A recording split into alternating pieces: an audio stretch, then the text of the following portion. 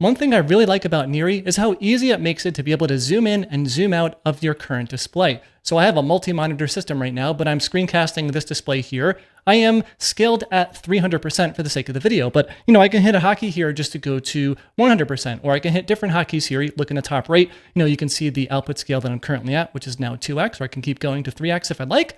And yeah, this is all facilitated through a little standalone shell script. We're not going to go over that script line by line in this video, but if you're not using the .fried rice project, which is facilitating my entire .files here, that's okay. You can just grab the script and use it for yourself. So check it out here. Let's go and take a look here at the script real quick, just to see some of the usages, how to actually use it. So there's a couple of different ways. So I've got it assigned to niri keybinds. We'll go over that in a sec here. But yeah, you can run the script without any arguments. That's going to cycle between some supported scales here.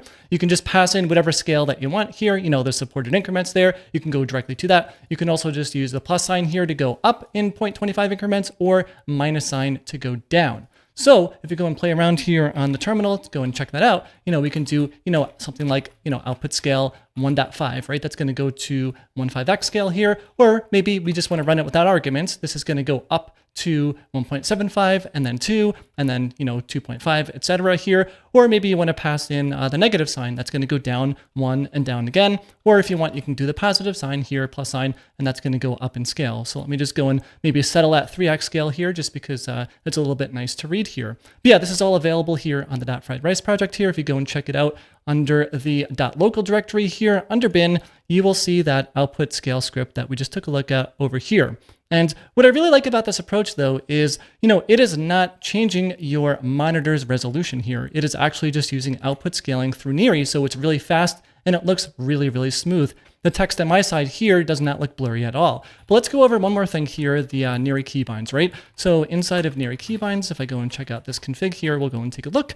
If we do a search for output scale, you can see here, I just have them assigned to mod control shift and then basically equals, minus, and 0. So, the equal sign here is basically being able to hit the plus sign on your keyboard, and then that's going to scale in, and then also the minus sign is going to scale out, and then you can always hit the 0 here just to reset things back to 1.0. So yeah, that's how everything pieces together here. I've been using this now for quite some time, and I'm really happy with it. And even if you have multiple monitors, what's really nice about this as well is like, I now just moved my mouse over to the second monitor, which is positioned to the right here, and now the mouse is going back here. Yeah, all this math and everything is taken care of for you. It's all dynamic. You don't need to pass in anything custom here. So if we go to, something like output scale, I'm not going to really go over the whole script in detail here, but it's taking advantage of, just using Niri's command line interface here, basically just sending messages to specific outputs to scale them at certain amounts. And like, yeah, just going to dynamically get your outputs from the command line as well. For example, if you do Niri message outputs here, you can get all details about your current output that you have,